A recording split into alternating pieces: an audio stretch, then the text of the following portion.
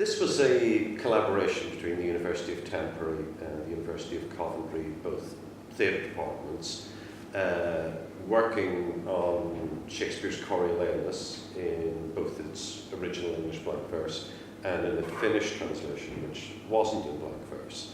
But the innovation behind it was that although there have been online collaborations before, and people, including the RSC, have used laptops and Skype to rehearse, we blew it up to a major scale, which again created a whole ton of problems that we had to overcome.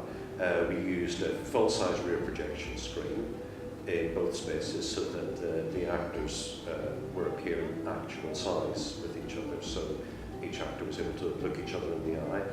This gave us problems with trying to solve the problem of eye contact, which we had to work quite a lot to get around the idea of actors looking at each other and actually being able to make direct eye contact.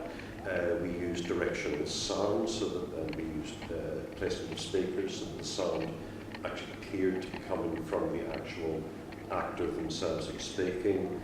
We lit both spaces in the same way so that the actors had the illusion that they were actually sharing the same space. And we dealt with the issues of latency, lag, delay, whatever you want to call it, in order to really get it as finely tuned as possible so that the actors really felt that the technology would become invisible eventually. And a lot happened in the learning process that we didn't expect to happen. We encountered problems that we overcame in some ways, or we'd like to overcome in the future. We have lots of ideas about where it could go. There were lots of things we did wrong. There were lots of things we did right. We only really had 2 weeks on the project and 1 week in the big space. So we felt that by the end of the week that we were working on it, that we were just really starting to come to grips with what the technology could do, and we became very surprised. I think for the students, I think they get a really interesting insight into working with other people and how they have to adapt to accommodate other people. It's very easy when you're in the same room, when you go out for drinks with the same people, you meet them, you chat with them or whatever. When you've got a fixed time scale, and I think what happened over the time was the longer they were there, the easier the relationships became. But I think it's a really good discipline for them to kind of understand, okay, I've got this space of time to communicate, to work with these people, to build a relationship. I think it's that thing of kind of crossing those barriers and borders and going, actually, with the technology today, with things as simple as Skype, things like that, it is very easy to communicate and to keep those relationships and communications going. Personal interactions in the same space are really important. The fact that Miko and Tina came over, they saw the kind of space that we could be using, they met us. There's so many things that really break down the barriers there.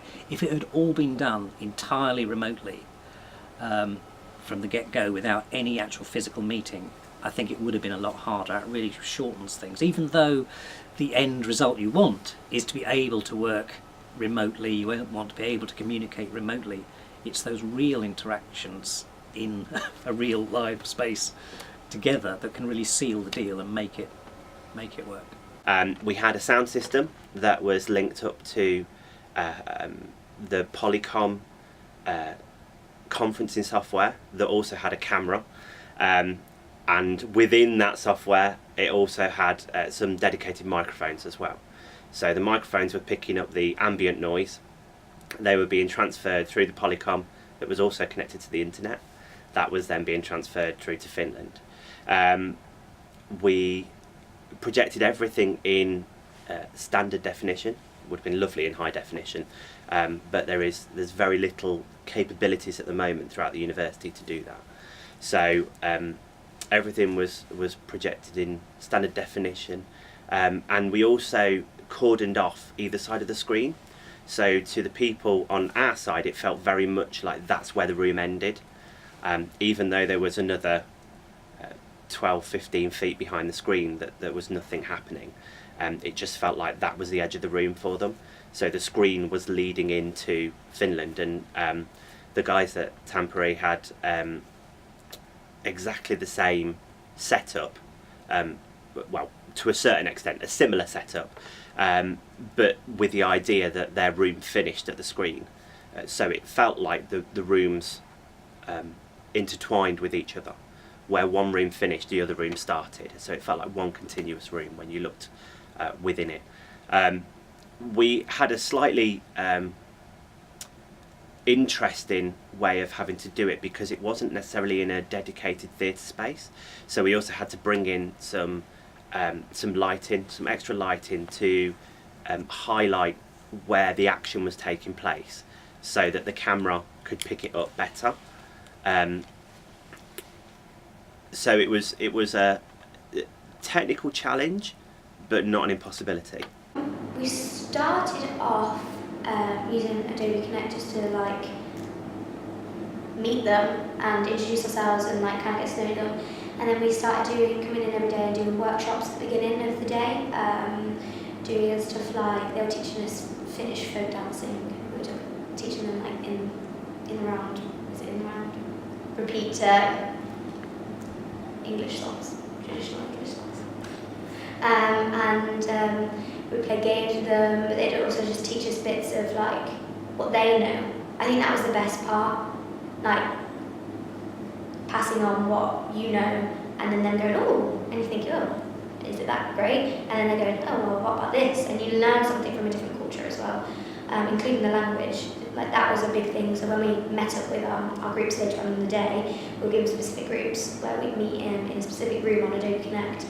And I had Juho and Saga, and they were really great to work with. They taught us the Finnish, where we would also teach them like the beat and the rhythm towards Shakespeare piece. We'd go through it, and then we'd also, it wasn't always talk about the work because we were all both so interested in each other's cultures. So learning about Finland sounds like the most amazing place ever. Really excited to go, actually meet them, explore Finland. Like I feel like that it was a must to actually meet them and actually work with them. Because although this technology is great, like it's amazing that we could do this with the screen in the main room and doing like a massive international game of pool part, but like to actually meet them, that's like the icing on the cake. It had to be done because that's the real thing. And for actors, for us to be able to do that at this stage in our lives as an actor is amazing. So by going to Finland and doing that, I think the advantages are like limitless for doing this. Opportunity, I think it's such a great idea. I think this is one of the best experiences an actor could have, really. I mean, we're doing Shakespeare, which is obviously a big thing in any actor's life, especially here in England. But also connecting with with people who have the same passion as you, but in a completely different, country, culture, and how they deal with it, and learning that, so that if I wanted to go and work out there, then I kind of know how they work out there, and vice versa. If they came over here, they know that knowledge now too. And also working with the different cultures, the language, and picking up the language within a week. I mean, if I was to go and work in a different place for a couple of months, who knows how much you learn. After just 1 week, I learned so much. So yeah.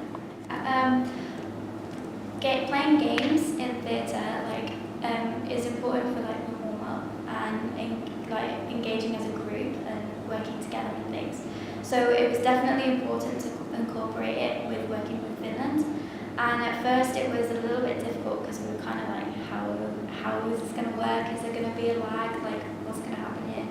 But we, as a class, dealt with it and communicated with them really well to overcome the struggle, and it worked amazing. And I think that it helped so much because we ended up having fun, and it ended up being and having the same outcomes as what it would have as if they were in a room with us. And I think that's amazing because they were so many miles away from us that the screen just wasn't even there after a while. So it was definitely important to do those games with them. I mean, it's a play that I've not heard of, So this was an experience in that for me. And when I was reading it, it was like it worked because it was us against them, as in the story. So it was like we were Rome, we were the citizens, and these two people on the screen, they were against us. And having that screen added that divide and helped in getting that across, I think.